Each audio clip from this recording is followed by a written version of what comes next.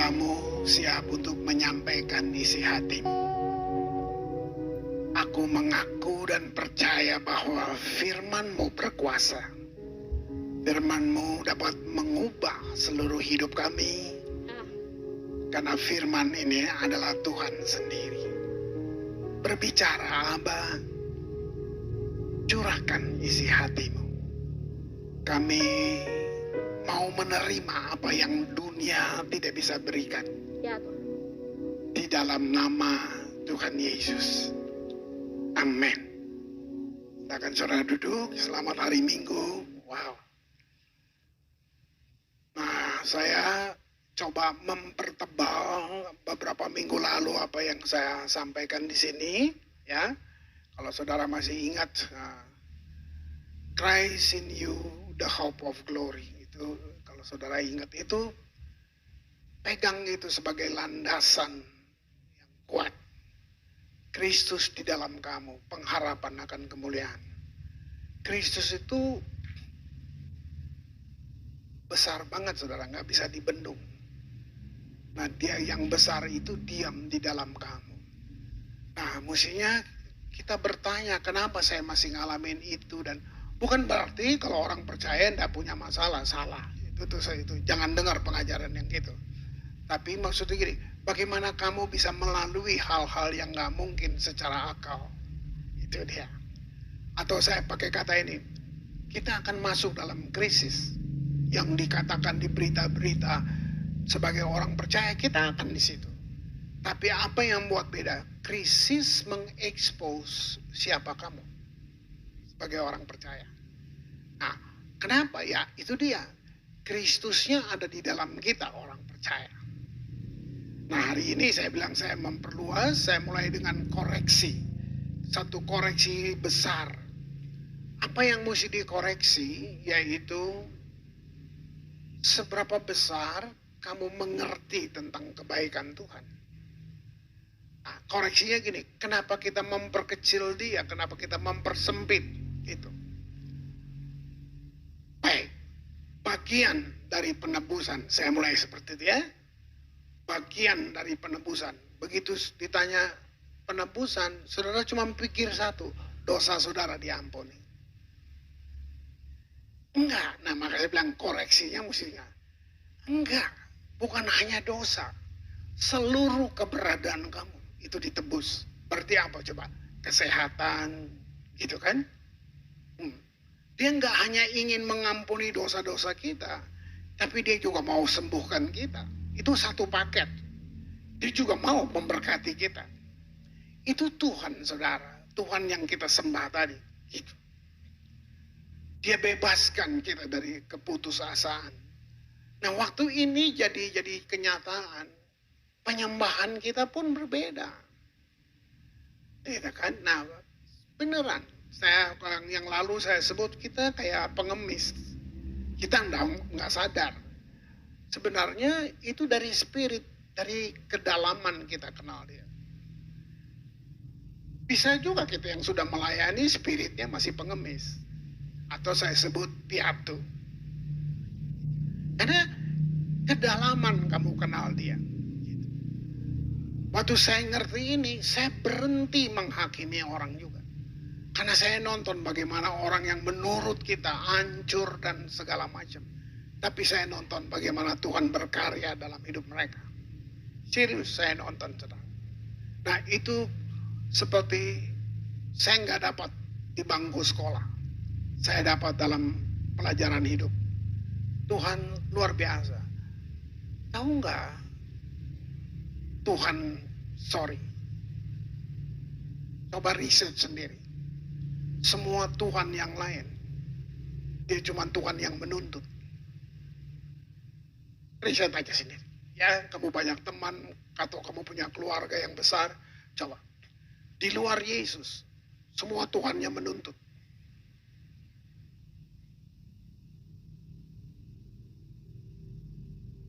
Hanya satu Tuhan Yesus. Dia adalah Tuhan yang memberi. Yang dia beri nggak masuk akal kamu. Dia kasih nyawa buat kamu. Dia mati buat kamu. Nah tapi waktu berjalan gereja, hubungan kita dengan Tuhan bukan bapak dengan anak. Seperti bos sama kacung, bos sama pegawai. Nah ini yang saya bilang perlu kita koreksi. Benar? Ada banyak pengajaran yang hasilnya cuma menjebak kita dengan masalah-masalah yang saya bilang doktrin buatan manusia. Itu sangat membatasi kebaikan Tuhan. Jadi seperti ada jarak besar gitu. Saudara, kalau hubungan saudara dengan Tuhan seperti bapak dan anak, kamu bebas. Kamu mau kasih lihat kamu kesel sama dia nggak apa-apa. Kan bapak sama anak boleh gitu. Tapi apa yang membatasi, kamu takut banget kalau ngomong sama Tuhan, hati-hati loh nanti Tuhan marah. Gitu.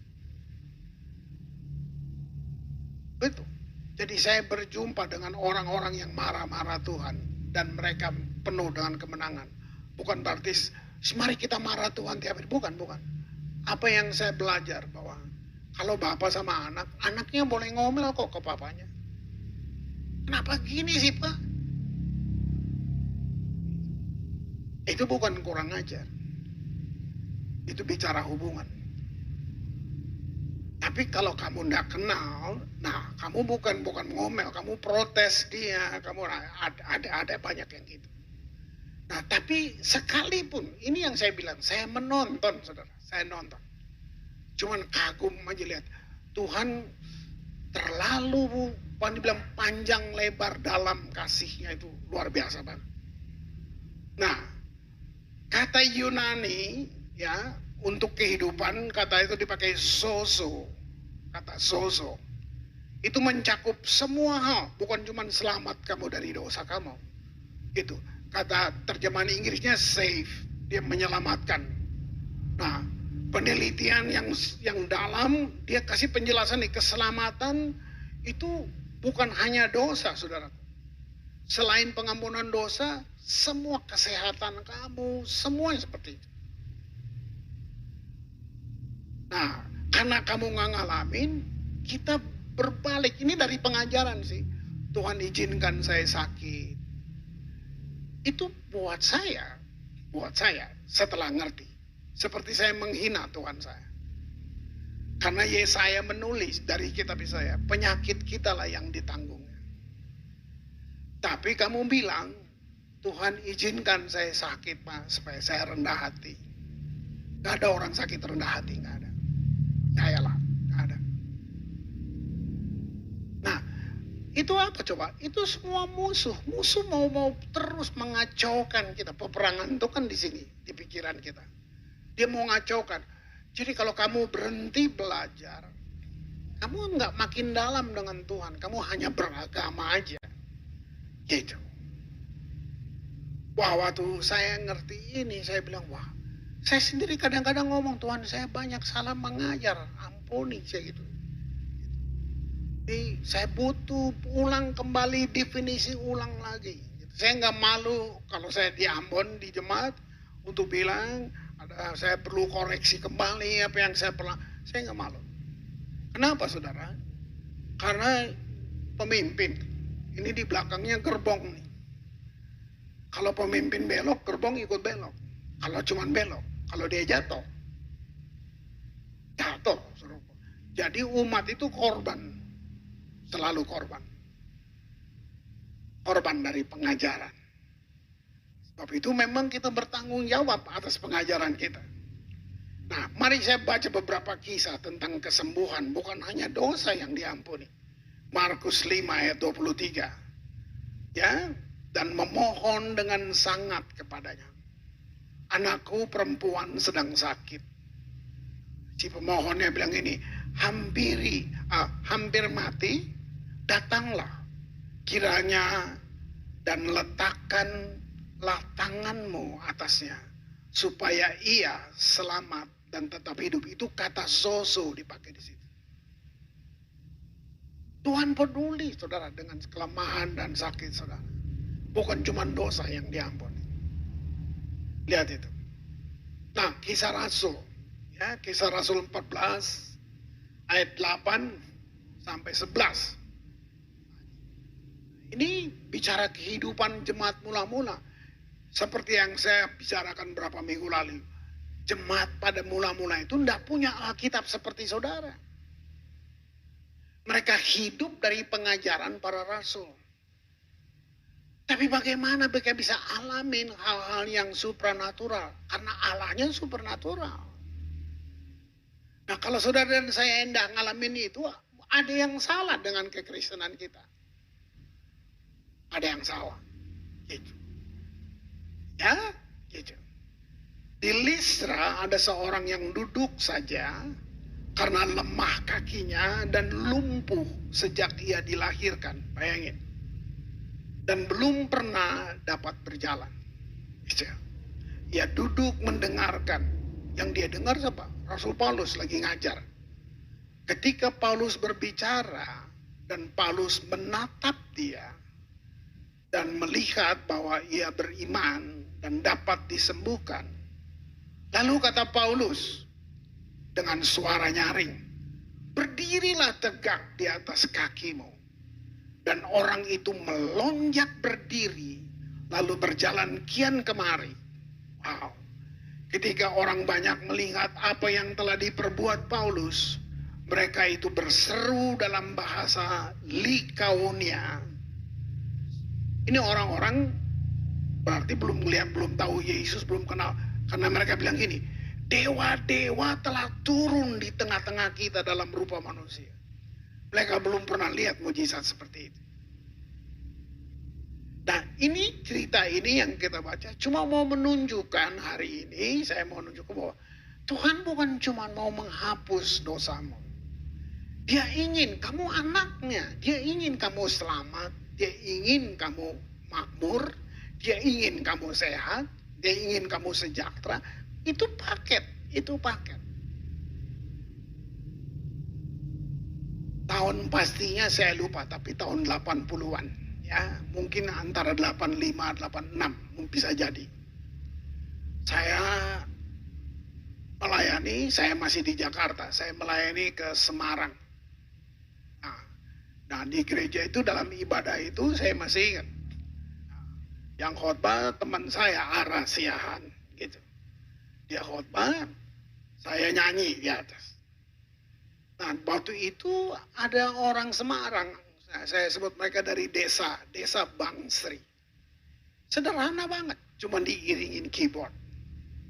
Gitu. Nah, di depan ini banyak orang duduk di kursi roda. Jadi saya lihat gini, bilang, wow, ini ada mujizat nggak ya kira-kira nanti? Nah, hamba Tuhan ini dia khotbah, habis dia khotbah, dia panggil saya minta Bung Kris nyanyi. Jadi waktu saya mau maju, ada anak perempuan nyelondong aja. Malah dia bilang gini, aku yang nyanyi ya mas. Dia bilang, coba. Dalam hati gue gini, kurang ajar loh. Enggak tahu gue yang dipanggil. Coba, ini lagi kebaktian saudara. Dia nyelondong aja gitu. Aku yang nyanyi ya mas. Gitu. Saya berhenti, cuman kesel gitu loh. Lu dengar katanya. Nah ini kan cuma tentang kamu lihatnya. Kamu bisa lihat kan. Wah, hal rohani beda banget. Tapi itu apa ya? Mau bilang saya digampar apa ya, semua di situ. Tahun itu. Dia cuma maju. Dia nyanyi keyboard aja. Saya masih ingat kata-katanya cuma ini. Asalku jamah jubahnya, pasti ku kan sembuh. Itu dia ulang terus.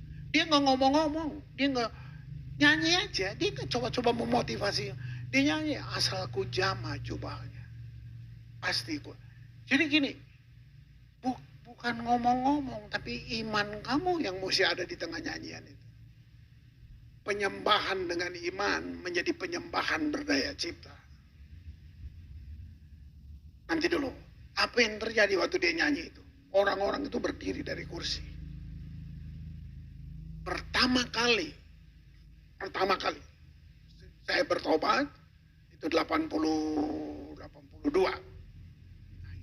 Itu 86 itu pertama kali saya lihat mujizat kayak gitu. Cuma nyanyi aja. Itu ganggu, itu bikin saya terus mau cari kedalaman, kekayaan apa sih. Saya nonton gini.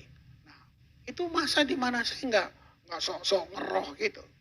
Tapi di atas itulah saya dengar suara. Grace, saya nggak butuh artis. Kamu lihat perempuan ini.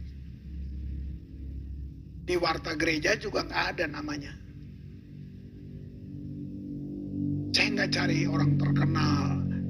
Kalau mereka datang, saya akan pakai siapa aja. Gitu. Tapi kamu lihat, itu pertama kali sesuatu yang bikin saya mengerti bahwa dunia pelayanan bukan tentang kamu dan saya. Tapi tentang siapa yang saya percaya. Kalau saudara yakin, Christ in you, Christ in me, the hope of glory. Bisa, apa aja bisa. Kamu ngomong bisa.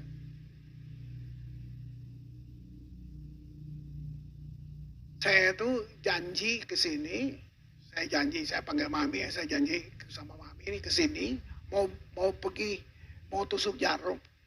Jadi ceritanya mau datangnya tuh dari hari Kamis kemarin ke sini. Batal. Tahu nggak? Ternyata ada jemaat saya yang di Ambon, tapi dia di Jakarta. Sudah 1 tahun di rumah sakit di Singapura, setahun. Hari Kamis itulah anaknya telepon, Om Chris, Papa baru pulang. Itu hari Kamis. Setahun di rumah sakit. Om, Papa sudah nggak punya iman, Om. Om bisa datang nggak? Jadi hari Jumat saya datang. Kurus. Dia buka badannya ini dibelek. Terus coba apa yang saya pikir? Bayangin. Agenda saya di Bandung dibatalin. Karena ada orang ini. Kalau sama saya ke Bandung, saya nggak mungkin ketemu dia. Terus saya bisa bilang, Tuhan luar biasa. Jadi bukan Chris yang hebat. Orang ini Tuhan penting. Siapa aja bisa dibatalin demi dia. Bayangin.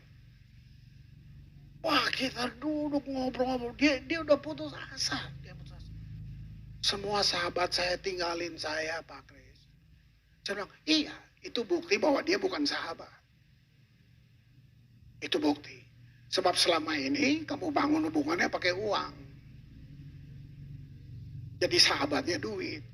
Begitu setahun di rumah sakit, jadi mereka pikir kamu udah bakal mati, udah lupain. Gak ada peduli teleponnya, gak ada. Semua tinggal di rumah. Iya. Dan dia masih nanya, kenapa ya Tuhan gini? Nah itu yang saya bilang. Seperti meneguhkan apa yang mau sampaikan pagi ini. Saya bilang, gak ada yang salah dengan Tuhan, Pak. Semua salah dengan pengertian kita. Kita mungkin lama jadi Kristen. Tapi kita penuh dengan sampah di dalam kita. Teologianya kita tuh tambal sulam. Yang satu percaya gini, yang satu percaya gini. Ini. Buktinya kamu masih hidup kan hari ini. Dilihat saya. Artinya gini. Kalau ini buku, kita sudah masuk di lembaran yang baru. Lupain. Yuk, ini lembaran baru. Jalan dong. Oh gitu ya. Bukan Tuhan izinin kamu sakit, bukan. Justru dia datang di tengah-tengah kesakitan penderitaan kamu. Sakit itu gini, saya dan saudara kita buka celah. Coba. Tuhan yang bilang penyakit kamulah yang dia tanggung. Habis itu dia kasih lagi penyakit. Kamu mau ikut Tuhan kayak gitu? Kira-kira. Coba. Nah, saya mau bilang, saudaraku, bapak dan ibu yang di hari tuanya, kalau kamu benar-benar pegang, obat, tinggalin. Kalau itu benalu, rontokan dia. Percaya, habis-habisan dengan Tuhan. Maka kamu lihat ini, kita bukan masa tua, kita tuh jadi ini, berkat hari tua. Hari tua kita bukan hari tua yang nyiksain. Kita hidup dalam berkat hari tua. Kalau kamu masih hidup 1 hari, berarti Tuhan percayakan kamu untuk hidup. kamu masih hidup 1 minggu, berarti Tuhan percayakan kamu untuk hidup 1 minggu. Kalau kamu ulang tahun misalnya itu pengertian gini, berarti Tuhan masih mempercayakan saya untuk hidup. Nah, di luar itu musuh kan bilang, kamu lihat tuh, kamu makin lemah, kamu makin gini-gini gitu. Ke dokter perlu ke dokter. Dokter kan Tuhan juga yang bikin untuk nolong kita. Sama kayak pesawat. Kan Tuhan kasih kemampuan manusia buat pesawat. Itu.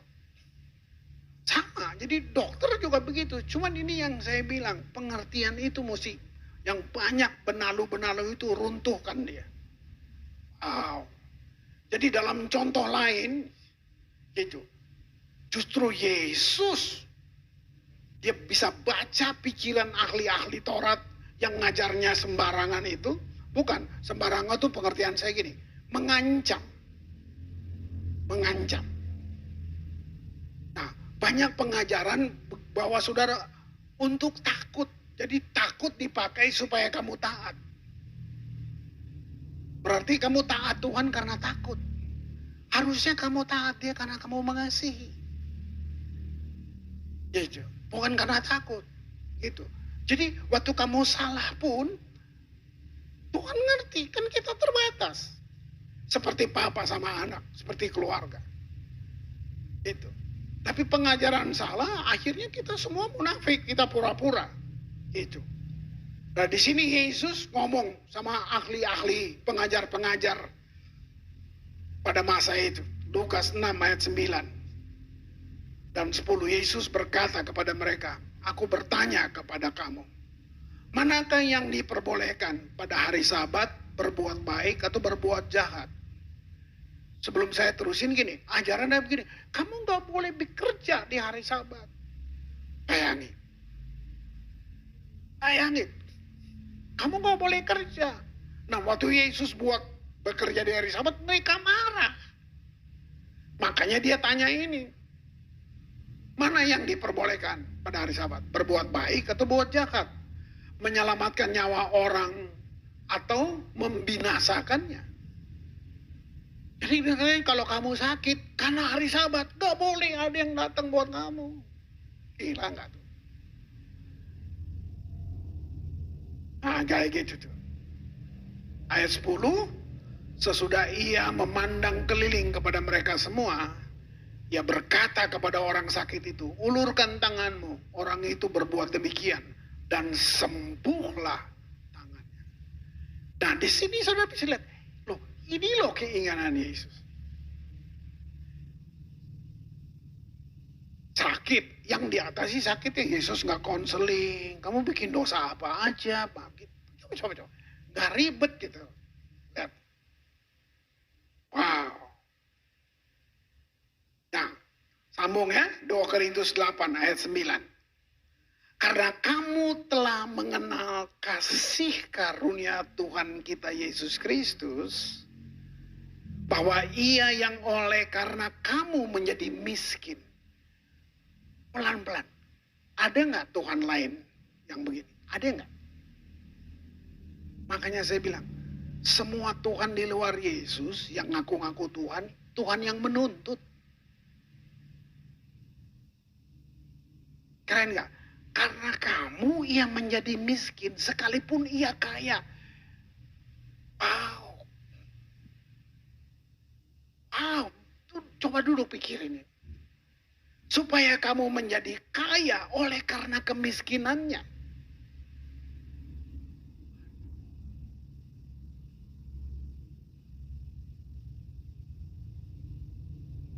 Ini yang saya cerita, orang ini yang marah-marah itu.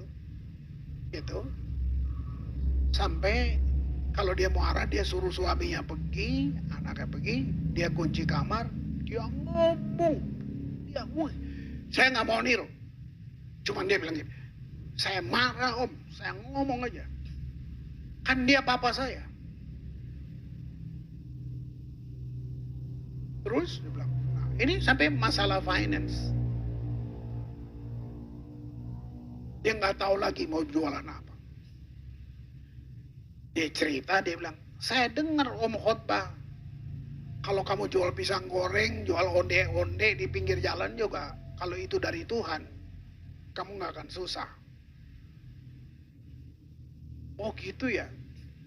Dia mulai bikin makanan sehat. Habis marah-marah itu, dia bikin makanan sehat. Tahu nggak waktu dia jual? Dia punya cuma warung kecil, kayak warung gitu. Dia jual, 3 hari pertama nggak ada yang beli satupun. Ini dia lagi praktek nih. 3 hari pertama nggak ada yang beli. Itu masa COVID, pandemi. Nangis. Hari keempat sampai sebulan, yang beli makanan sehat dia, semuanya nggak bisa bahasa Indonesia. Lebih kaget lagi dia.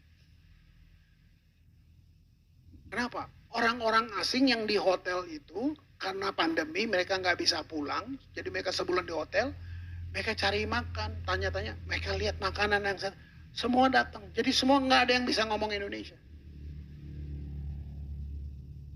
Kamu lihat nggak? Habis marah-marah, nanya, ngobrol sama Tuhan, terus begini. Coba. Artinya gini, berhenti membatasi dia. Kadang-kadang kalau kamu ngomel itu kejujuran, bukan kurang ajar. Keren nggak saudara lihat itu? Kamu telah mengenal. Telah itu gini, dulu kamu nggak tahu. Setelah kamu dalam perjalanan, nah baru telah berarti iya ya. Dulu saya nggak tahu. Sekarang, nah itu telah kasih karunia. Dia jadi miskin supaya kamu kaya oleh kemiskinannya. Ini nggak ngomong duit kecil, saudara. Kalau duit buat kerajaan Allah sih, sangat kecil. Ya. Nah, lihat melalui pengabdian Kristus, penguburannya, kebangkitannya, gitu. Apa yang Allah sediakan buat saudara? Semua kebutuhan dalam hidup kita, sekarang sampai yang akan datang, itu semua disediakan melalui pengorbanannya. Kalau tahu ini, kamu jangan izinkan penipuan tuh bukan dari manusia aja. Bisa datang dalam pikiran. Kamu sih kurang taat, kurang setia. Banyak yang gitu-gitu. Gini, harus masuk akal untuk kamu tertuduh tuh harus masuk akal. Saudara, nama setan, saya mau kasih tahu. Setan tuh namanya bukan pembunuh, bukan, walaupun dia pembunuh. Setan tuh namanya bukan pencuri, walaupun dia mencuri. Pembunuh datang mencuri, membunuh, dan membinasakan. Itu kan setan. Jadi nama dia siapa sih? Ya itu, bahasa Inggrisnya bilang Satan. Itu nama setan. Satan dalam bahasa Ibrani, ya Satan, itu artinya gini, penuduh, pendakwa. Itu setan. Jadi dia mendakwa kamu. Nah kamu percaya sama hal itu. Lu percaya kutuk turunan, ya lu dapat tuh kutuk turunan. Itu dia. Jadi kadang-kadang omongan kita yang salah, itu yang diambil, lalu dia dakwa kamu. Gitu. Wow. Mestinya kamu bisa ngomong, nggak ada. Yesus sudah bayar lunas untuk saya. Tapi kita pikir, kayak orang gila, lu ngomong gitu-gitu. Lah yang gila nanti orang lain, bukan lo. Gitu. Oke, kita baca satu Mazmur. Daud keluar bahasa di sini. Mazmur 103. Ya. Ini alasan pujiannya. Daud bilang gini, pujilah Tuhan hai jiwaku. Artinya gini, dia ngomong sama jiwanya, bukan sama orang. Dia nggak suruh orang, dia ngomong buat dirinya. Pujilah Tuhan hai jiwaku. Pujilah namanya yang kudus. Saya mau tanya lu gini. Apa waktu itu udah ada Yesus? Udah ada Roh Kudus. Kan saya jelasin berapa minggu lalu. Roh Kudusnya semua di luar. Orang perjanjian lama nggak hidup dengan realitas yang seperti kita. Kita Roh Kudus di dalam. Yesus di dalam. Nah, masa itu Daud udah bilang sama jiwanya. Jadi dia ngobrol. Hai jiwaku, Pujilah Tuhan, pujilah nama yang kudus dengan segenap batinku. Ayat 2, pujilah Tuhan hai jiwaku, janganlah lupakan kebaikannya. Coba pegang ayat 2 ini. Ingat semua kebaikan. Nanti kamu keluar dari penuduh-penuduh itu. Ini Yesusnya belum ada, tapi dia udah ngomong gini di ayat 3. Dia yang mengampuni segala kesalahanmu, yang menyembuhkan segala penyakitmu. Wah. Makanya dia bilang, jangan lupain kebaikannya. Misalnya saudara mesti berobat di dokter, kamu berkati dalam hati, Tuhan saya berkati dokter ini. Tuhan kan dokter dari segala dokter. Tuhan saya berdoa berkati dokter ini. Dia nggak akan salah tanganin saya. Ya gitu. Kayak gitu. Ini yang saya bilang, saya orangnya sampai saya batal ke Bandung demi dia. Dokternya udah nyerah. Padahal itu ahli setahun di rumah sakit, saudara. Di Singapura. Sampai dia udah ngomong sama anak-anaknya. Sudah pamit. Papa nggak tinggalin utang buat kalian. Semua. Sudah. Papa udah siap. Papa, istrinya udah duluan mati. Dia bilang, Papa sama Mama akan tunggu kalian di Yerusalem baru. Bayangin. Saya dulu dengar. Saya bilang ini, bisa apa yang saya mau datang ke Bandung ini bisa batal cuman karena satu orang ini. Wih, saudara.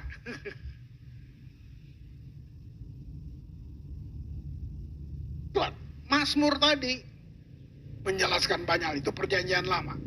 Sekarang Galatia 1 ayat 4. Yang telah menyerahkan dirinya karena dosa-dosa kita untuk melepaskan kita dari dunia jahat yang sekarang ini. Memang dunia ini jahat. Nah, Yesus yang bisa nggak kamu percayain dia begitu dalam, bukan karena kata orang. Tuhan tanya sama 12 muridnya, menurut kamu, kata orang, aku ini siapa? Dari 12 orang ada yang bilang, kamu Elijah, John the Baptist, Jeremiah, ada yang bilang gitu. Bayangin, ini murid, jawabnya kata orang. Terus Tuhan tanya, sekarang kata kamu, dari 12, cuman Petrus, tukang ikan itu yang bilang, you are Messiah, son of the living God. Kamu Mesias, anak Allah yang hidup.